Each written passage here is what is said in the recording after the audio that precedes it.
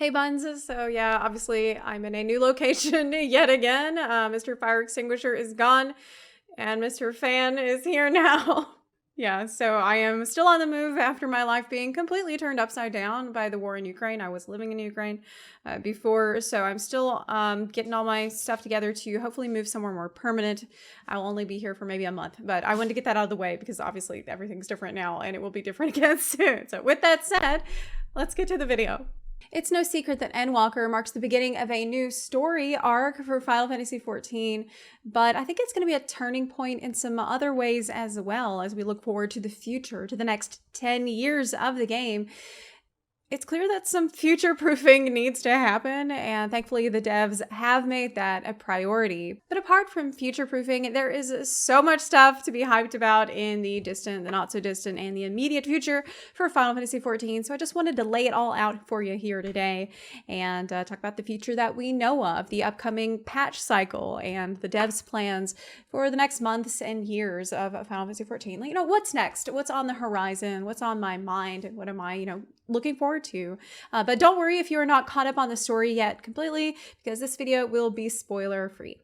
Let's start with one of the major focuses of Endwalker's patch cycle, which has been future-proofing the game.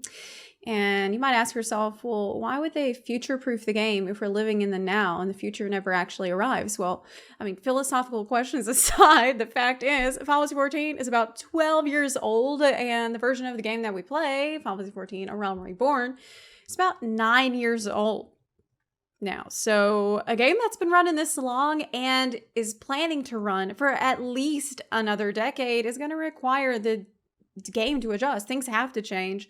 The dev team has to adapt and evolve this game so that it doesn't become stale, uninspired, directionless, and stagnant. Basically, a lot of things are going to have to be prepared on the inside and the outside of the game to allow it to run and thrive for a very long time in a healthy state. And I personally think that preventing stagnancy will require some risk-taking, like making the game playable in new types of ways, breaking down old barriers and obstacles.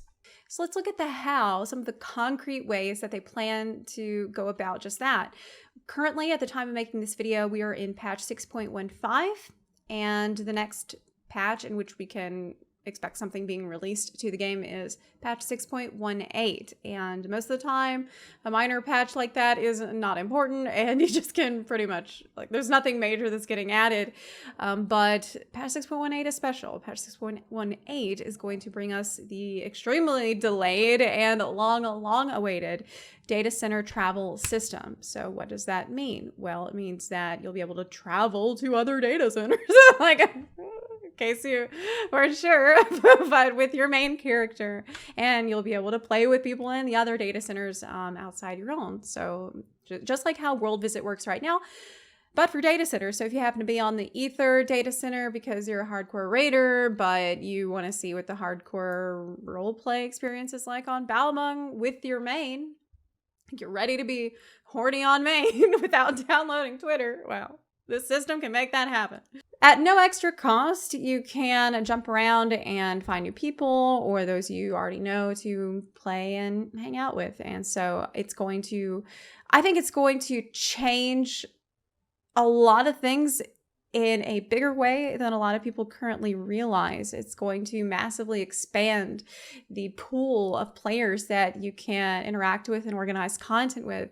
And for basically, it's going to have some far-reaching impacts on the game that I personally think will all be positive. And I mean, think about how at the end of Stormblood, we got the world visit system, and that broke down the barriers that servers once represented. And now it's less important what server or world you pick within a data center because World Visit exists. And now the data center barriers are slowly but surely going away too. So that's awesome. But with that said, do keep in mind that we're going to be seeing some of the same sort of restrictions on data center travel that we currently experience with World Visit system. It's nothing too major, but probably, worth noting.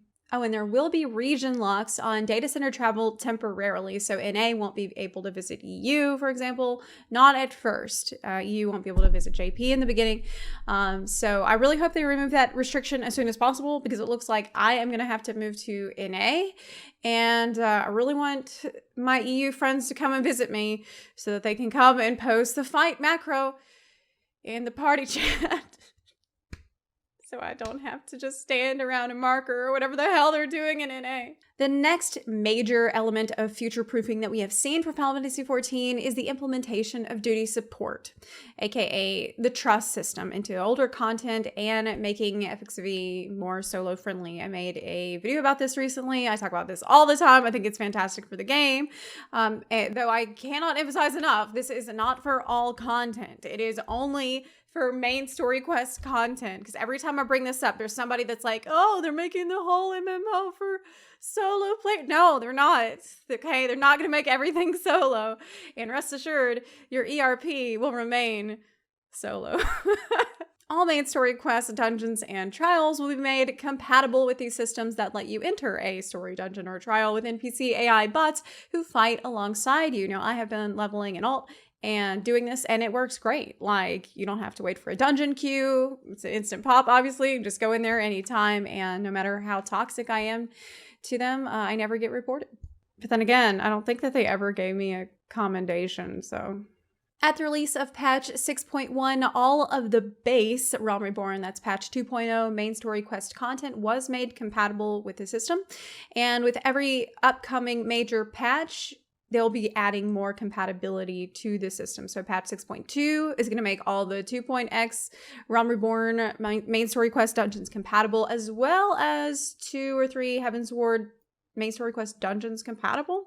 And more are going to be added over time, so that by the time we reach patch 6.5, all the main story quest dungeons should be compatible with either the next expansion or its patches. Then they should add this system to all of the 8-player trials. So eventually, all the main story will be able to be completed entirely solo. And finally, another major point of future-proofing Final Fantasy XIV that we know about. Now, this one is going to be quite a bit later, but it's still important to show. I feel, again, Final Fantasy XIV is a game that's pretty old, and as such, the visuals have aged like milk. Honestly, though, even at the time of launching, it had some issues. Like, you can look at the graphs, you can look at some of the low resolution ground. Like, trust me, I know, I've spent a lot of time on the ground in this game. But of course, there's also Pixel Exarch, though sometimes, honestly, with how weird the player base is, I feel like sometimes they like it. They like it like that. Nevertheless, I'm very happy to see that Final Fantasy XIV is getting a complete graphical overhaul. We were already given a few samples of how things could look, and I'll put some of those on the screen so you can see what I mean. Of course, it is important to mention that these are not final. They were just samples after 1 month of testing, and the final results will look a lot better than even what I'm showing here. The first major update is happening with the release of the next expansion, with further updates to the graphics coming even past that, as they're doing all this in phases due to the sheer amount of things that they need to update. And I do think that it bears mentioning that the PlayStation 4 version of Final Fantasy XIV will still be supported with the next expansion, but the one after that, that is 8.0, could be a different story. And I know minimum PC specs will also be increasing with 7.0 and beyond. So future-proofing is all well and good, but what about the immediate future? What is there to get excited for soon, TM? Well, let's look at something that patch 6.1 has set the stage for, or rather the arena for. Of course, I'm talking about PvP. And when I say that, there are still some people who hear that and think, oh, PvP, I heard PvP sucks in Final Fantasy XIV. And I mean, there's a reason that people say that. It's because for a long time before patch 6.1, it was not in a good state. But rest assured that PvP in this game has had quite a glow up since that patch. This patch completely reworked the PvP system in Final Fantasy XIV, completely reworked the reward structure, and it's actually active now. People do it. It's fun. I've done quite a lot of it myself, so it seems like they finally got it right, and it's at least now on the right track. It's not perfect. There's still stuff that needs to be done, but it's way, way, way better. Crystalline Conflict has been extremely well received by the player base. But like I said, there's still work that has to happen to make it feel like a complete experience that people want to keep playing and come back and keep doing it in between patches. I know that the Frontlines mode is in a little bit of a bad spot. It's really in a bad spot. There's so many summoners in Frontlines right now. The devs did say that patch 6.2 will be addressing some of those existing concerns, and Rival Wings mode will be returning in patch 6.2 with changes to it having already been made. So we don't know all the details on that. We will be finding out about that more in the upcoming live letters. I know the next live letter has been announced for July 1st. Another exciting thing on the near future roadmap for Endwalker is Island Sanctuary, and it is so like the Warrior of Light to strand themselves on a desert island for fun, just because they felt like it, you know. But really, I'm kidding, because how deserted will this island be? How stranded will you be? There's not a whole lot we know about this feature yet, but I'm still really excited about the little bit of information that we do have. We know that it's coming in patch 6.2. We know it's completely new to Final Fantasy 14, something never before seen, and we know it's been in development for a long, long time. It's we also know that it's an island and that it's a sanctuary. So you're welcome. Glad I could sort that out for you. We do know, actually, I think it had been confirmed that people can visit your island. Friends can visit. You can hang out by yourself and do your ERP or whatever you do. And you can have your minions running around, as we can see from the artwork. The artwork is probably the biggest clue that we've gotten about Island Sanctuary, because it's the only piece of artwork that we have seen anytime they talk about it. They show that. It is not something that's exclusively for crafters or gatherers or anything like that. And you are going to be able to customize the island in various ways. It is said to be inspired by Animal Crossing or Stardew Valley. That's the word on the street. That's what players keep repeating. And I know that at the Endwalker Media Tour, Yoshiyuki had said in an interview that you would be able to place buildings, that there would be a focus on, quote, the house, the garden, and the furniture, end quote. So hearing that, players are hoping for something akin to instance housing, though will it truly be that? Do we dare hope that it could be the holy grail of instance housing that could save housing in Final Fantasy 14? I do not know. The fact is that, yeah, Final Fantasy 14's housing system has been improved by the lottery system that they added to it. Like, it's so bad that a lottery made it more fair. That's how bad 14's housing system is. But there is still way more demand than supply. And there are many plots that are locked to FC only, which leaves out plenty of people who want a home just for themselves. And basically, the housing system in this game has been an endless source of rage and frustration for the players. So hearing stuff like buildings or furniture being connected to Island Sanctuary obviously has us all sucking up hopium, like praying, could this be the thing that's our salvation from the horrible current housing system? I don't know, but it's not hard to see how so many other games do player housing so much better. Like, I know Elder Scrolls Online, I talk about it from time to time. It does let you collect every single house in the game, though they will charge you out the ass for doing it. Like, if you do want to collect every single, some of those houses are pretty expensive. Maybe you can grind it out. I'm not sure. I'm sure people will let me know in the comments how many weeks, months, or years of grinding it would take to not spend money to collect every house in the game. And I'll show something. But the point is that you can have multiple houses, and I do know that some of the houses you get from that game are free, to be fair, and placement of furniture is really easy. You don't need to download a prohibited add-on and jeopardize your account to just put things wherever you want to put them, in the air or wherever you want them to go. And so I ask, if it will involve placing furniture, will Island Sanctuary use that same old system for placing furniture? Probably.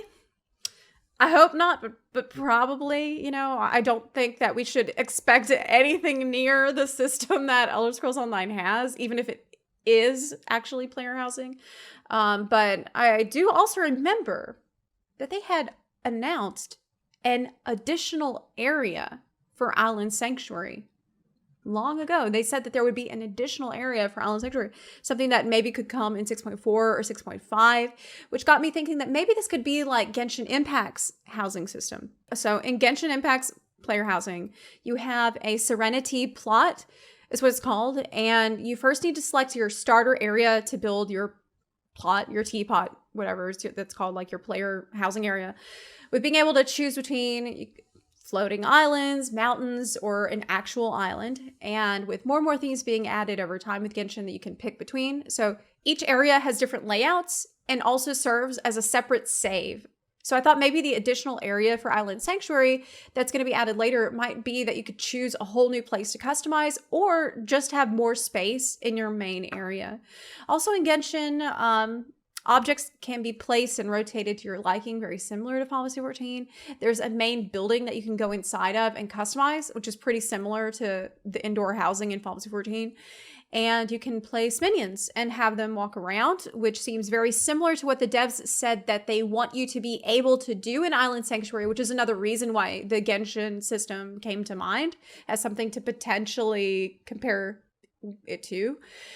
And in your sanctuary, we do know also that you can do gardening, like in Genshin, though, of course, the gardening system in Final Fantasy 14 is way more complex than the one in Genshin. And in Genshin, you can visit other people's Serenity pots. And we know, yeah, you can visit other island sanctuaries, or you should be able to, though, of course, you need friends that will come and like want to come and visit your island sanctuary. Look, I'm a little bit worried that it might end up being like another Warlords of Draenor garrison type situation for myself, where like I made this beautiful garrison and I'm just like sitting there, and yeah, people maybe could come visit, but nobody ever visit me. At least I'll have my minions. I definitely think that a player housing system as robust as what we see in Genshin may be way too much to hope for here, but even if we have something remotely approaching that, I think it'll be really fun and good. Imagine just having 5 Mama Shibas minions running towards you whenever you open the main building, and you're, oh, that'd be so nice. Now, the next thing on the roadmap for Endwalker is the thing that I'm most excited for. It's the one that I am most desperate for information about. This is Criterion Dungeons. This is something totally new to Final Fantasy 14. I do think it represents some of that out-of-the-box risk-taking that I mentioned before. That's something that the game sorely needs to stay fresh. And we know that the Criterion Dungeons will have a variable difficulty depending on how many people are there challenging it. So it can be just one person or up to 4 people. And we have very, very little information about this. So I don't know, like, does 4 people mean it will be the hardest, or does 1 person mean it'll be the hardest, right? Probably 1 person soloing it means it's going to be the hardest. All we really have to go on is Yoshiyuki teasing about something small scale related when he was interviewed during the Endwalker media tour by Asmongold and Rich Campbell, as they were really curious if more difficult content would be coming for small scale groups, and this does seem to be that. We are going to be getting one for patch 6.2, and a second and a third one will be added in patch 6.4 and 6.5 respectively. So this looks like it is something that not only Endwalker will get, but it will be something that will be expanded upon further beyond Endwalker, at least I hope. So to wrap things up here, I wanted to mention some small things that people are really looking forward to in the patches for Endwalker, which is both a new Ultimate Raid in patch 6.3 and a new Deep Dungeon in patch 6.3. So the first Endwalker Ultimate Raid was a huge success. That was Dragon Song's Reprise. It was the hardest Ultimate that has ever been released. It's insanely difficult and incredibly fun to watch the people prog through that. And it has also been a few years since the last time that we got a Deep Dungeon. Deep Dungeon is very popular content. It's something that it's a really great way to level, and it's something that I'm currently obsessed with. Like, that is what I'm spending a ton of my time doing right now, is going for the solo Palace of the Dead, the original Deep Dungeon. I've been having a great time doing that, and so I love Deep Dungeon, and I'm super, super excited to see what the new Deep Dungeon will be like. Will be more like Heaven on High, which has 100 floors and is generally considered to be a bit easier to solo than Palace of the Dead, which has 200 floors and is brutal. It's just, it's like, It's very punishing. I think I might prefer, I like 200 floors because I like to have that level of feeling like the stakes are very high. Like you got so far and you're going to lose everything. Basically, if you die, you have to start back from the beginning. So that's, it's very exhilarating to solo for that reason. And maybe something like in Hades, where each set of floors you could pick up a boon from an NPC who like blesses you in some way. Or maybe that sounds too much like Torghast. I don't know. I'm sure people will have plenty of ideas for how Deep Dungeon could be in the comments. We'll probably talk about that more in depth when the time comes.